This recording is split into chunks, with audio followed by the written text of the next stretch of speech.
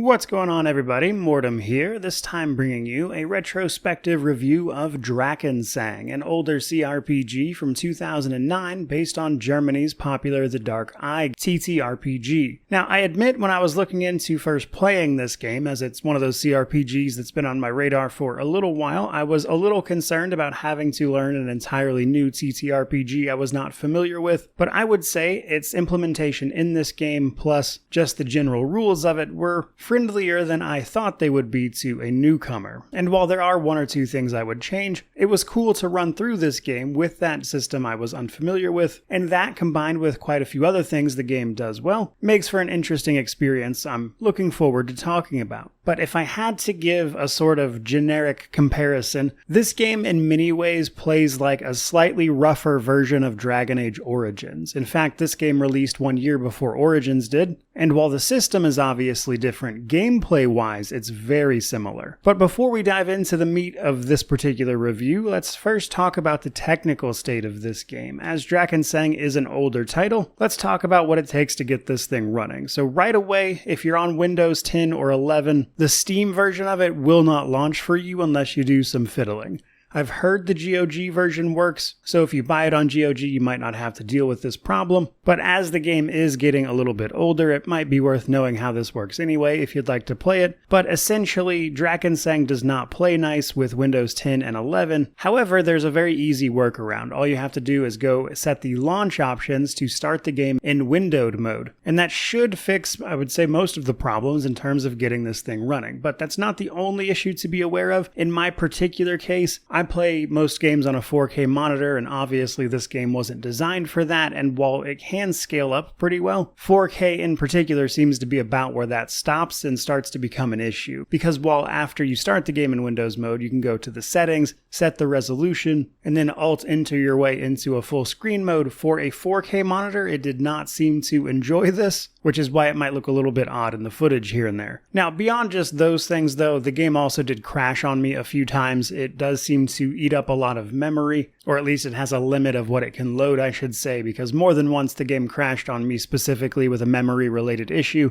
but that was rare enough to not really be that much of a headache. So while certainly not in perfect condition, it's not nearly as bad as it could be, especially for an older title, so Drakensang is still quite playable. So let's move on a little bit. Next up we have difficulty. So difficulty in Drakensang is really just the one. There's only one difficulty for the game, there's nothing to customize or anything like that. And as such, if you're having trouble understanding what's going on, it can simply be very helpful to go look up specific guides about how individual things in the game work, so you can learn a little bit about the system, which is all you're pretty much going to be able to do in order to bypass any difficulty spikes. So while I wouldn't say the game is the hardest CRPG to play, some parts of it are a little bit obscure due to its nature, which can make individual moments a bit of a challenge. But once you have a good understanding of how the system works, I think you'll probably be okay. From there though, let's talk about character creation. So character creation in Drakensang, I would say, is a little bit on the limited side. Basically, you're going to pick a class from one of a bunch of different presets. Now, if you're just playing this for the first time, I would highly recommend you simply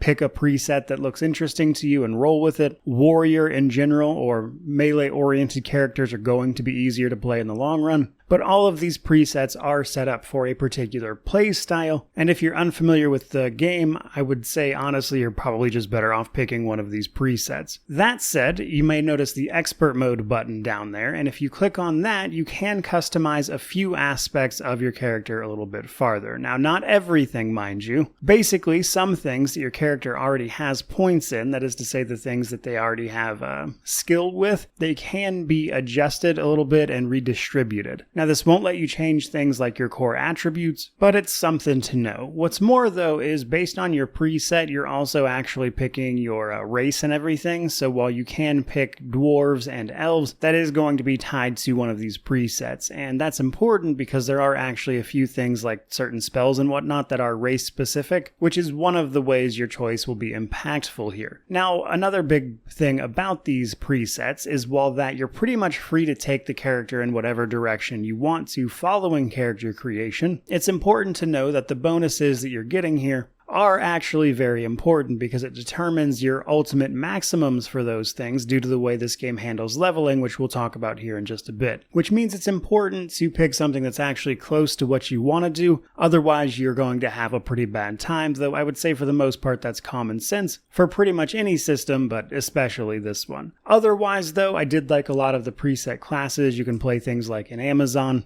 a battle mage, summoners even, so there's a lot of things to play around with and enjoy a certain setup right out of the gate. And I would say especially the magic classes manage to feel pretty unique, especially because each of them is going to start off with a different selection of spells, which is going to make up a sizable portion of your early game for that class. So that was pretty cool. But let's talk about what some of this stuff actually means, what this system is all about. Now, I'm not going to fully deep dive into how this works, but I do want to explain some of the most important stuff just because I think it's worth knowing if you're even remotely interested in playing this. So for the most part, your attributes and your talents, as well as your weapon skill, are going to make up what your character is good at and your chance of succeeding at those things, as you might imagine. Now, when it comes to your attributes, there's 8 of them, and for the most part, they do the things you would expect. Constitution will give you more health, strength makes you hit harder in melee, the usual stuff. But what's more important here is how the talents and your attributes relate to each other. Basically, for every talent you see on the screen, if you highlight it,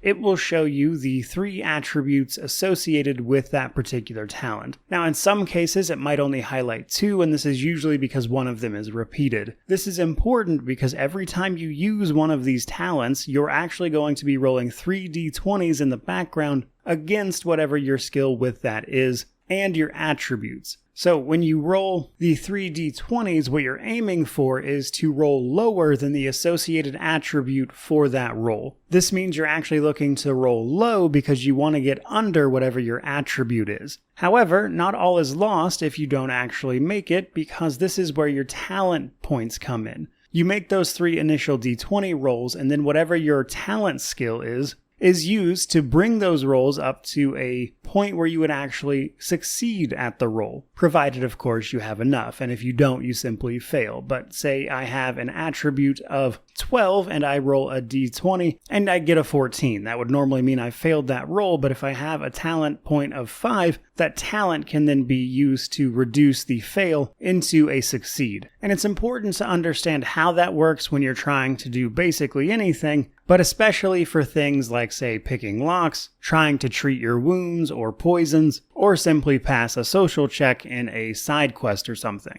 Now, the other part of this is actually your weapon talents. Weapon talents are a little more complicated because in combat you only roll a single d20, and your weapon skill is actually divided into 2 things, attack and parry. Every time you increase your talent with a specific type of weapon, you can choose whether to put that point into attack or parry generally, though you do have to meet certain minimums for both of them, so it's a little bit balanced. And attack obviously makes sure that you attack successfully more often, whereas parry means you're more likely to negate an incoming attack. Though generally I would say attack was more important than parry was, so that's something to know. Now, in general, I would say there really didn't seem to be much of a reason to take pretty much any talent beyond roughly 20 at a maximum, as that, is usually pretty much more than enough to always guarantee a success, barring anything like difficulty modifiers. But combined with good stats, you're going to succeed more often than not. Now, I would say that's honestly the most important things to know about the system, so let's move on a little bit to progression systems in particular. Progression in Drakensang largely comes down to levels and gear, though levels especially are a little bit different than you might think, because while you do absolutely have a character level, what your level actually does is determine the maximum that you're allowed to increase your individual talents, attributes, weapon skills, your effectiveness with a certain spell, or even just your vitality or astral energy or mana.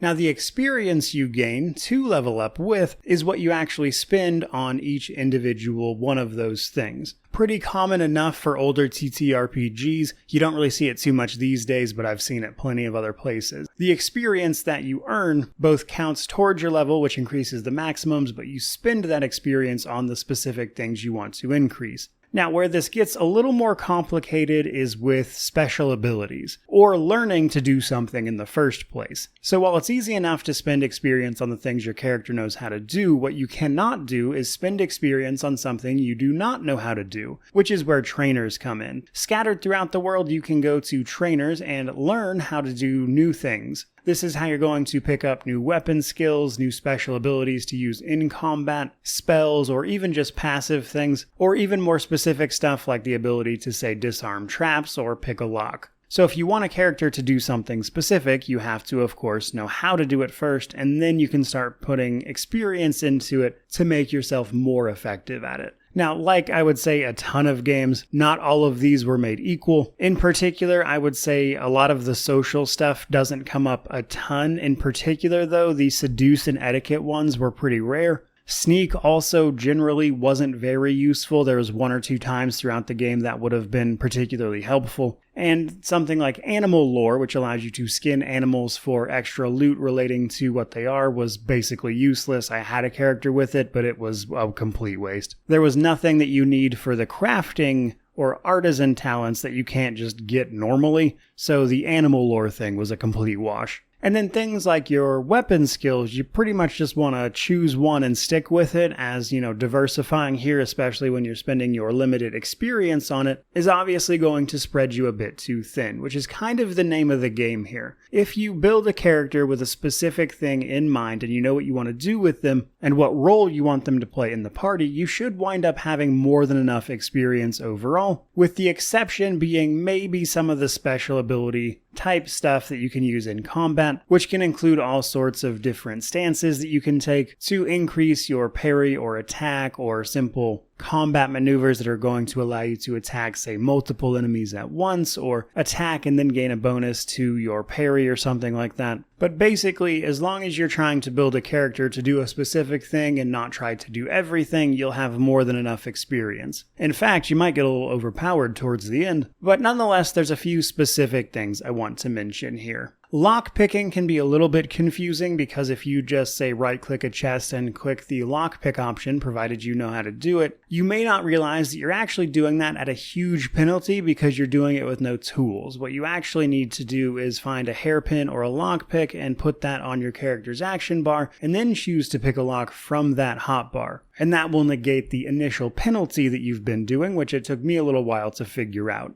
And that's especially important because if you fail a lockpick, you'll actually get a debuff to it for a short while. But another important one is knowing how to disarm traps. Though, to be fair, you'll actually have to spot the traps first, which is from perception, and the traps talent. And while you don't really see them much in the early game, there's a lot of traps later on. And then there's stuff like treat wounds and treat poison. You're going to gain a fair few wounds in combat, and these are detrimental to all of your stats, so you're going to want to treat them, and you're going to need bandages to do that. But it also, of course, focuses on your treat wounds skill, and treat poison is the same thing, but for that, though, you'll typically need something like the Gold Moon Leaves or tea, or a spell, of course. Now, one big exception to all this, though, is the crafting ones. These pretty much seem to be deterministic. There wasn't really a role involved that I could tell. I never failed to do this ever. You simply have to have the materials and the skill and go to the appropriate workstation, which was easy enough to do. But either way, the other part of progression is actually your gear. Now, this starts off incredibly slow. In fact, I didn't see much gear beyond just incredibly basic stuff until like the third chapter in, and even then it was pretty limited. But by the late game, you'll be tripping over unique stuff, so it starts off very, very slow, and then suddenly you have more magic items than you know what to do with, which I thought was a little bit weird. But unsurprisingly, we are going to be acquiring better gear over the course of our adventure, and in fact, our main character, through the story, will get a special set of unique gear that's going to buff up their attributes, make them immune to knockdowns and fire, and you can even pick a special weapon tailored for you as well towards the very end of the game, so I wouldn't worry too much about individual armor pieces, but otherwise the rest of it is pretty much what you'd expect. An important thing to know though is you cannot cast spells in armor even if you are trained in armor use, so don't pick a mage expecting to wear heavy armor, as you're pretty much going to be confined to things like leather at best. Heavy armor though also comes with penalties that you'll need a special talent to Undo, which is the armor use talent, and this will reduce the penalties the farther up you go. And probably worth a mention that there is a sort of, I would say, layering system to armor. For instance, it's possible to get things like a knee pad and boots, and then other particular armor items will actually take up both of those slots. And that main story armor I was telling you about will actually take up every armor slot once you get it assembled. So certain bits of armor don't actually jive with everything, as there is certain stuff that takes up more than one slot. But basically you're going to try to maximize the amount of armor you have on any individual place, because your armor rating is specific to certain areas of your character's body. But basically, the higher the better here, and obviously you want good magical effects, and a lot of stuff will increase your attributes, and because of the way the rolls work, that's especially high value because every attribute raised is effectively that much greater of a chance to successfully roll for something, which is pretty much what there is to know about the gear. Now, before we move on to the gameplay and world section, I want to talk a little bit about the story of Drakensang and some of its pacing. Now,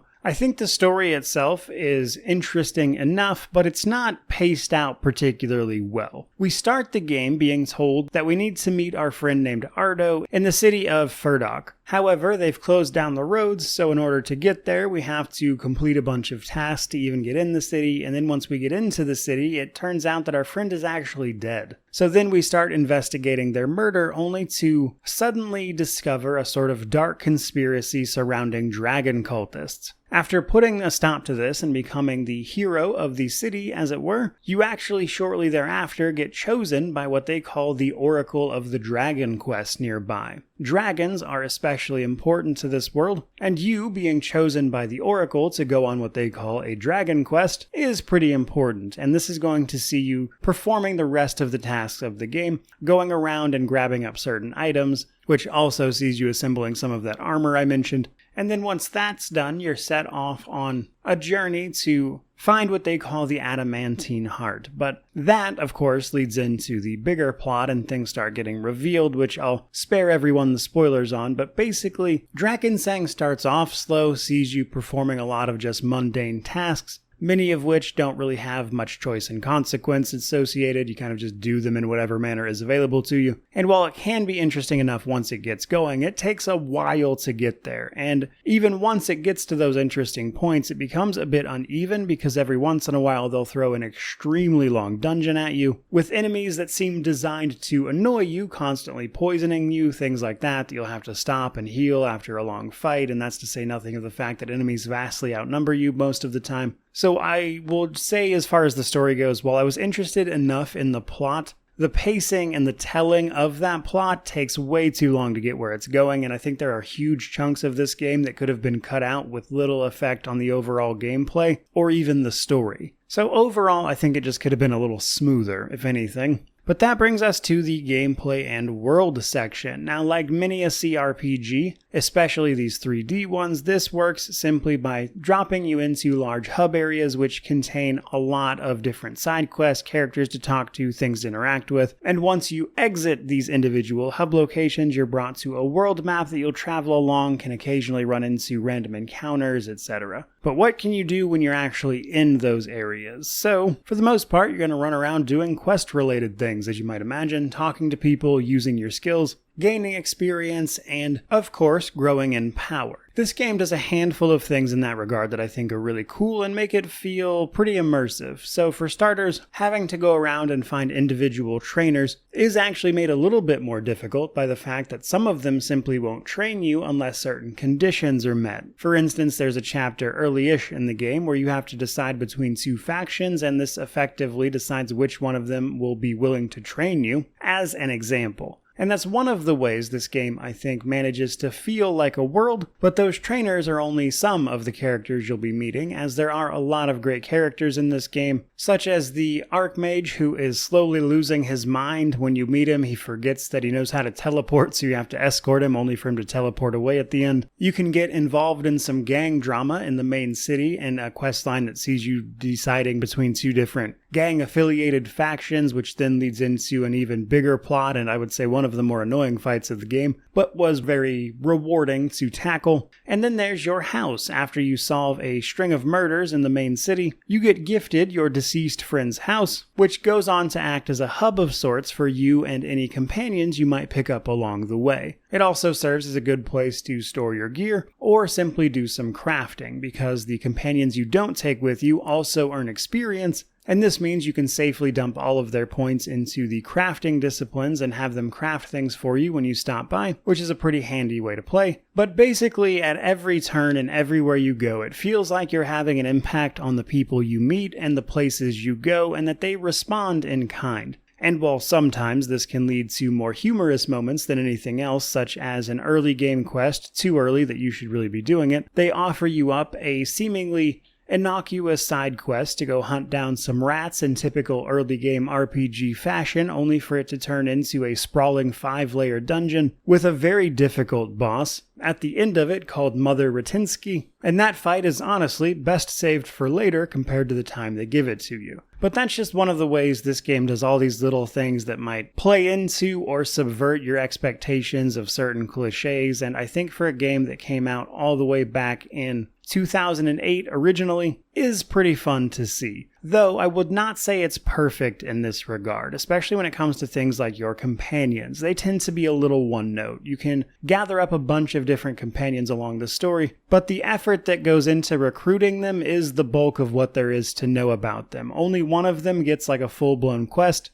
and it's the very first one you meet, and otherwise they don't exactly get a lot of character development, which makes them feel a little bit like a wasted opportunity compared to how fleshed out everything else is. Though realistically, that's not terribly uncommon for games around that period, but it's still where I think they could have stood to improve on some things. Overall, I would say it's pretty good. It's definitely a little bit older in that regard. Things are very structured and linear. In fact, oftentimes when you're done with an area, you cannot go back to it. But each of those areas is so packed with all sorts of side quests and content to get up to that I had a really great time learning about this world, the people in it, and that combined with this steady increase in power is definitely where the game shines. But let's talk a little bit about that power and our combat situation. So combat in Drakensang is definitely a bit of a janky experience, to be sure. Now basically this comes down to melee, magic, or ranged, as does, I would say, most RPGs, but there's a few important specific things to know. Now basically though, it is a real-time with pause system, and you can control up to a group of 4, though your control over them individually is a little bit tedious, as you're going to have to kind of micromanage them, because they do have a couple of AI presets, tactical and passive, but these are incredibly bare bones. So more often than not,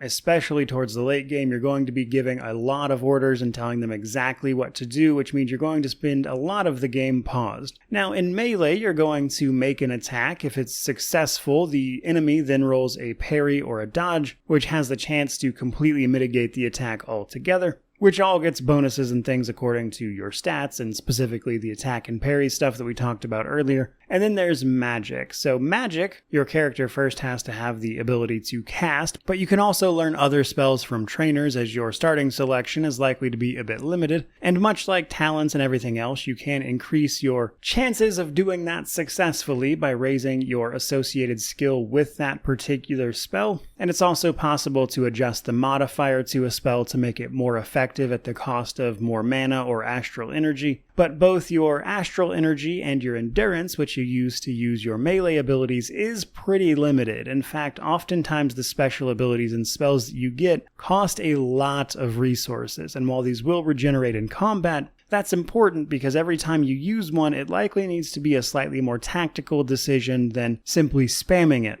And then there's ranged. There are ranged abilities and things, but personally I found ranged to be very underwhelming due to the sheer volume of enemies in the back half of the game. Now early game, this is less of a problem, but once you get, I would say, about halfway through the game, the numbers of enemies you're facing gets just ridiculous, to be honest. It's too much. Simple fights can easily be 12 to 15 enemies against your 4, and while you can definitely manage it, it gets very tedious after a while, to a point where you're spending more time just slogging through enemy after enemy than you are really doing much else. But there are a few other specific things to mention. Now, for starters, there is hitting enemies or them hitting you in the back. I'm not sure if this is a guaranteed hit, but at the very least it is extremely likely if you attack something from the back that you will hit it at least, which is noteworthy for characters that otherwise wouldn't necessarily get a lot of hits in. For instance, I used a character named Gladys to do this because she would typically be my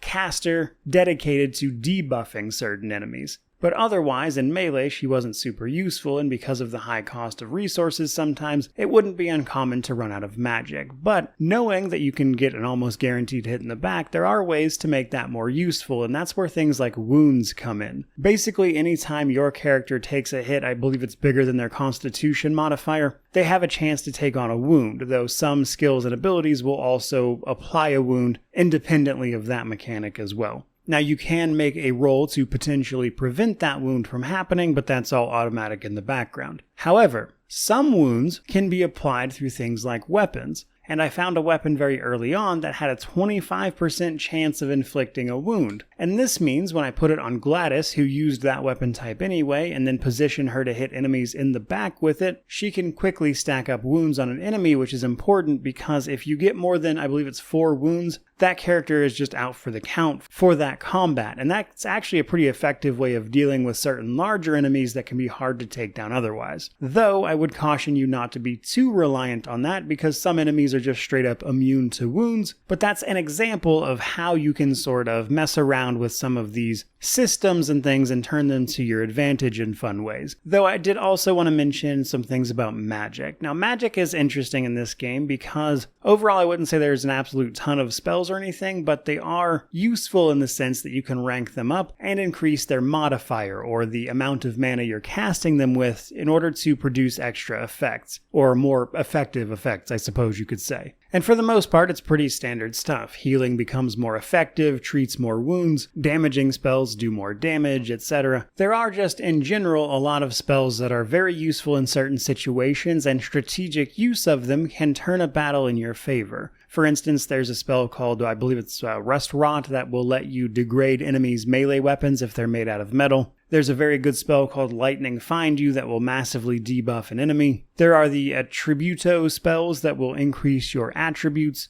and things of that nature. Now, one thing you do have to be careful with, though, is your AoE spells, as Friendly Fire is seemingly at least a thing for the side effects of a spell, but maybe not necessarily the direct damage, best I could tell. As oftentimes, I would like to throw a fireball to start combat, but you have to be careful not to hit your own people with this, because you can set them on fire, and then you'll have to heal that up. And healing mid-combat is mostly going to come down to potions, which are surprisingly expensive, as I imagine the game is trying to push you towards crafting them yourself. So all in all, for combat when it comes to Drakensang, there's some good things and some things I didn't care for, mainly the enemy spam to be specific, but overall I would say I liked this system. If I were to give it any amount of criticism, it would be that I wish the special abilities that you can learn from trainers were on a different pool from your experience, as I think that would just be easier to manage overall. As it kind of reminds me of Arcanum's system, where you have a single resource pool and you're trying to do a million different things with it, and that can be a little overwhelming. But very broadly speaking, I would say that once you get used to the quirks of Drakensang's system, it's pretty on par with basically every other CRPG from around this time, and I think that's pretty impressive on its own. In fact, there were times where I was having a lot of fun setting up my characters and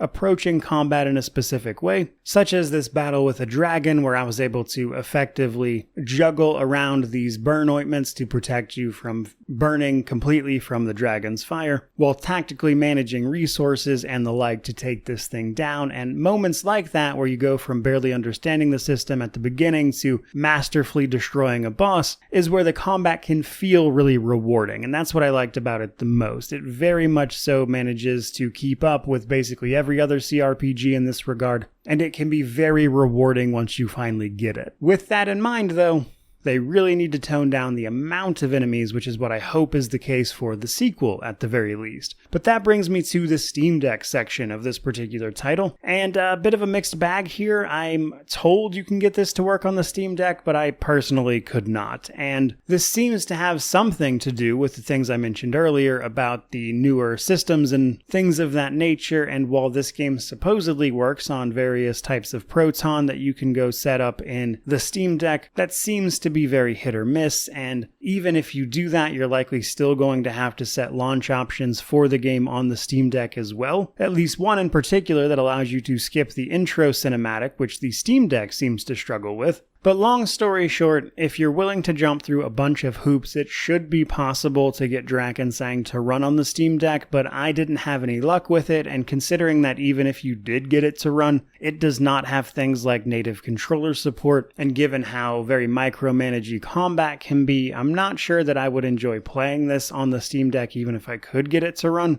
But I personally didn't have any luck with it, which brings me to my positives and negatives. So on the positive side of things, I would definitely say the systems at play. The Dark Eye TTRPG systems here, I enjoyed more than I thought I would. It takes a little bit of getting used to, but once you do get used to them, I think they can be a lot of fun, and especially when you get around to kind of mastering what they have to offer and you pull off some really cool feat in combat, comes with a very rewarding feeling as a result, and I really enjoyed that. And simply the other systems, like the crafting, were a good time, even if there is a fair bit of jank involved. I also enjoyed a lot of the world and how immersed in it you could get, and it definitely feels like you're having an impact on the various places that you go, even if that does wind up feeling a bit linear outside of like the main city. But then there are the negatives. First and foremost, by far the thing that bothered me the most was the enemy spam, especially in the back half of the game. There is just way too many enemies. They are constantly throwing just dozens of them at you, and it can make even what should be shorter dungeons last an exceptionally long time that in a way kind of feels like they were maybe trying to pad it out or something. It definitely could have used a balance pass in that regard because it just became exceptionally tedious after a while. Another part of it is, I would say, the pacing of the main story. The game takes a while to get where it's going, for a payoff that is decent towards the end, but it's never really going to reach the highs of a lot of other games.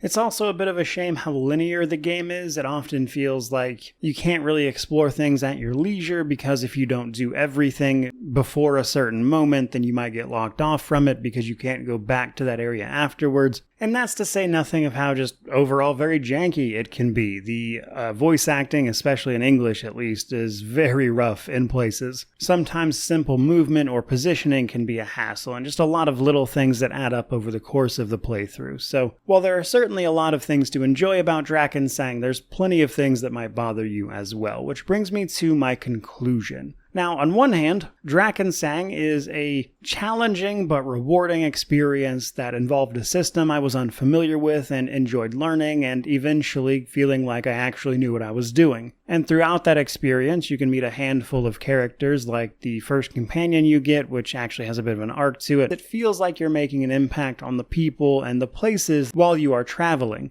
But perhaps unsurprisingly, given the game's age, as it's pretty much 15 years old now, there's a lot of jank that goes with that, a lot of systems that I think could use some refinement, and things that honestly are just a little bit annoying to deal with every so often. So when it comes to a recommendation for Drakensang, I would say on one hand, if you love classic CRPGs, this one's a no-brainer. In fact, I'm surprised that it's not more well-known than it is, because it fits right in there with a lot of older CRPGs that people are more familiar with. So while I would hardly say Drakensang is the best CRPG out there, as there are certainly plenty that I prefer to this one, I will say that given its use of the Dark Eye system and the other unique things that we've went over in the course of this review, I definitely think that it's worth the $10 you can pay for it these days, less if you can find it on sale, which it usually is, which makes it a great CRPG to check out on the cheap at some point if you feel so inclined. But in any event, I enjoyed this game enough that I'm very much so looking forward to checking out its prequel, Drakensang the River of Time, which from what I understand made a fair few improvements on the first title. But that is pretty much going to do it for this particular review. I certainly hope hope you enjoyed it. If you did, don't forget to like, comment, subscribe, all that YouTube jazz. But regardless of any of that, truly, just thank you so much for watching. I really do appreciate it. May you wander in wisdom and have an amazing day.